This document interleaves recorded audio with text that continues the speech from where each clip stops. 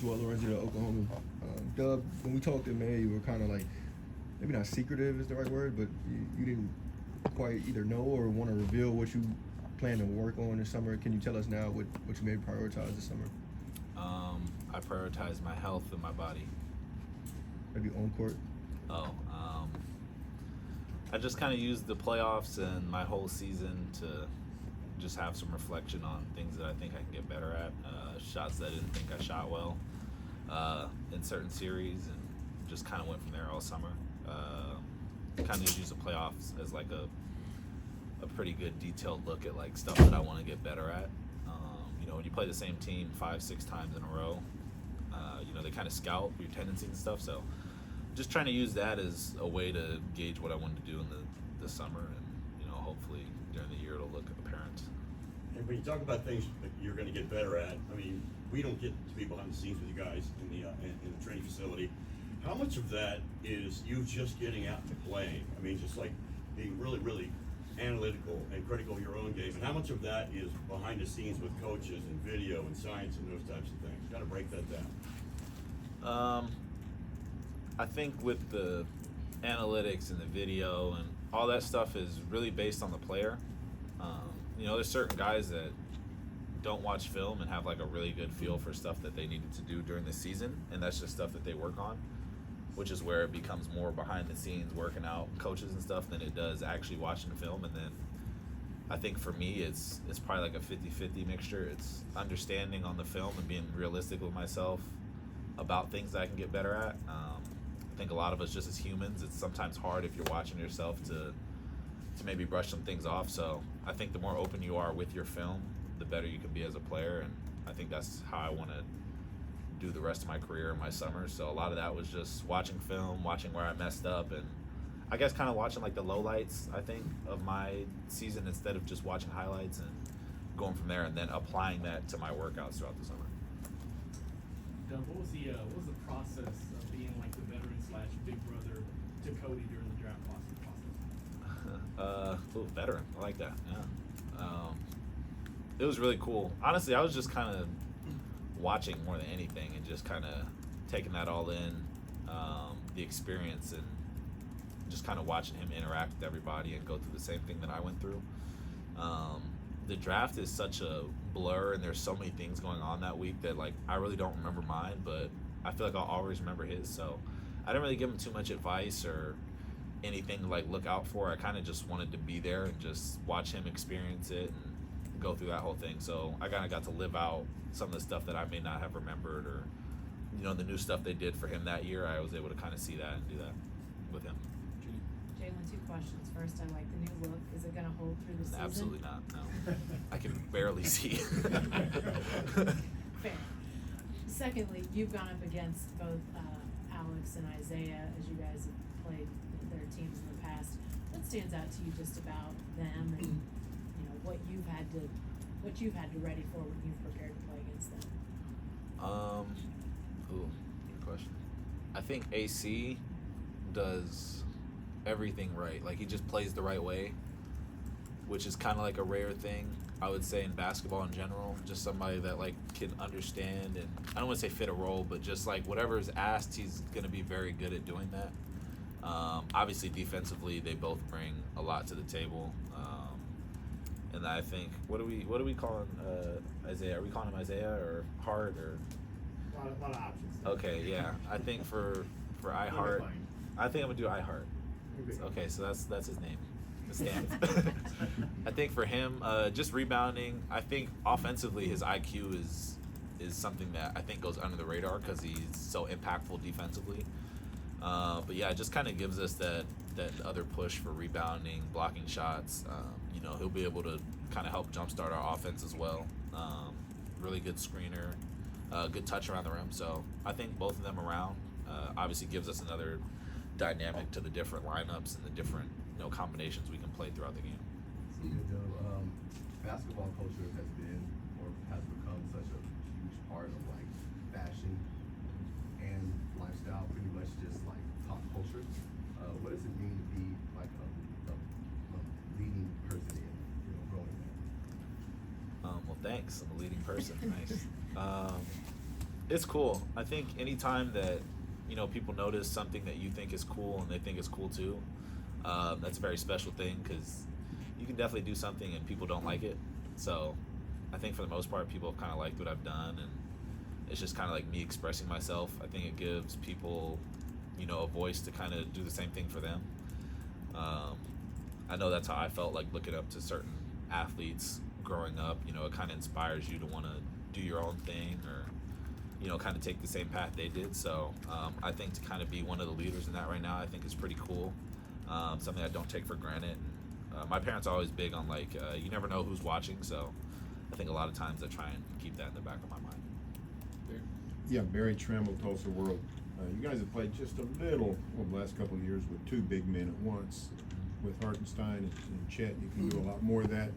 How do you envision that looking and working? Oh, I have no idea. I just think if they are out there, we'll probably get some rebounds, which hasn't happened in a while. So, as far as rotation stuff, I think, you know, I kind of leave that up to the coaches. And I think, kind of going back to what I said earlier, I think it'll be very interesting to see, you know, how the coaches draw up, like, different combos and, you know, just kind of different lineups. You know, we've never had this type of versatility where we can really think about that. And we've been a versatile team since I've been here, so to add more to it, I think is very interesting. Perspective of what position you play this year in the absence of Josh, do you feel like you'll need to step up and be more of a distributor than you have in years past? Obviously, you played that role a bit more in college, but do you think you'll have to lean back into that with this roster? I don't know. I think that's the beauty of basketball, is not knowing. You know, like you said before, it's not something that would be, like, relatively new to me. But, you know, wherever the coaches need me to play at, that's something that I'm comfortable doing. And at the end of the day, I'm trying to win games, so whatever the team needs me to fill in as far as a role, then that's just something I'm going to do. But, yeah, I think losing Josh, obviously one of the most dynamic, like, creators, passers that we have right now. So it'll be interesting to see how we combat that, figure out different roles to do. Yeah, were you disappointed the Thunder didn't sign Auburn's Jalen Williams? I hadn't really even heard about that being an actual thing until closer to the draft. I thought that would have been pretty cool. It would have been very confusing. Media day would have been very difficult this year, especially when we added the two Zays as well. But all the best to him. Do you think the rise of social media has changed the way players, like, present themselves off and on the court? Absolutely.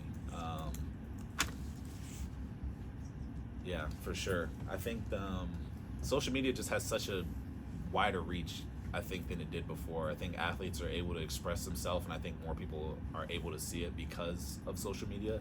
So I think that kind of changes the persona of a lot of guys, and I know it has for me, for sure. It just makes me more open to, like, posting or doing something that I've always kind of wanted to do, to see if people like it or see what the vibe is. I think a lot of people draw inspiration from people on social media, so I think it's even changed the way that we play basketball and do the whole thing right now. Obviously, you know, you look at the TV deal and just the stuff we're doing out there right now. There's a lot of, like, social networks and stuff kind of coming out of the rise, so it definitely has influenced that, for sure. Yeah, you talked about the way you watch film kind of changing, and you maybe watching your lowlights. Just how would you describe yourself as your own critic, and who's maybe in your ear most when you're looking at what you want to improve on? Ooh, good question. I think I'm really technical. That was something that I had to move through during the summer. I think navigating, not trying to be perfect, because when you're watching, like, yourself mess up or struggle doing a certain thing, you can be really critical and down on yourself. So I think that was a big hurdle that I kind of overcame, was just, like, being able to watch it, and instead of knocking myself, like, trying to figure out ways that I can actually move around that certain thing and get better at it. And then what was the second part of your question? Yeah, who's maybe in your ear most when you're looking at what you want to improve? I think I work with Eric Maynor, so that was big this summer, and then he works with my trainer Packy Turner. So both of them. I can't really listen to my dad. He's critical. So, but yeah, even my dad helps me out. I think it's just one of those things where I have good people in my corner, so it's nobody that I'm not worried about. Like, I'm cool listening to all of them. When you say your dad's critical, how would you describe him as a critic? Actually, I'll say both my parents. They just know what I'm capable of, I feel like. So, and it's your parents. I feel like everybody has that. Like, your parents, you know, can push buttons that nobody else can. So that's how I describe it. Go ahead. You mentioned with social media and just with fashion taking inspiration from other people. What sort of players do you take inspiration most from in terms of like modeling your game? Ooh. I don't know, actually. I don't really think I take like. I feel like I just watch certain players and like if they do a certain thing, I try and twist that in like how it would fit in my game. So like if I'm trying to watch, if I like, let's say I wasn't in the NBA and I'm watching like Shea, it wouldn't be, oh, how does he get to his mid-range? It would be more, what am I good at to get to the spots that I like shooting at, and then how he goes about doing that. Or like if you look at like guys just over the course of the NBA that have shot a lot of twos, I would watch that and be like, okay, well he got there, and then I watch my game and I try and like find like a middle ground to like how I can get to certain spots that are comfortable. So I don't really model my game after anybody. I feel like I do so many different things throughout like the course of the season that it's hard to like, I don't think I want to like put a cap and just be like, this is my identity the whole time, when I can kind of branch out and do a bunch of things. So I try and just steal little small parts of people's game and just kind of make it my own thing. Jalen, have you thought about how playing next to a screen setter like Isaiah Hartenstein can kind of open up your game as an offensive player? I mean, I haven't had to think about it. We've been playing open gym, and he's been on my team, so I've been hit by his screens before, so I know that it opens up just a lot of space. And then that's what I was saying earlier. You know, he opens up that different dimension to be able to short roll, to be able to step out and create. He's a good passer, so I think when you're able to screen, and then obviously he's a roll threat, so you know, he kind of opens up the game for all of us, and you know, we shoot the ball really well, so he'll be able to find guys on cuts and threes and things like that. What else? Joel, last one. Dub, you mentioned, I think your exact words were navigating not being perfect. Had you spent, you know, much of your career trying to be perfect, would you say? Yeah, for sure.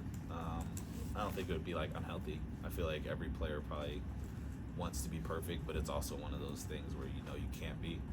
So I think just trying to drill that constantly, and then you got to give yourself some type of grace while you're going through changes and trying to get better at certain things in order to kind of maximize whatever your potential is for that. Thanks, Doug.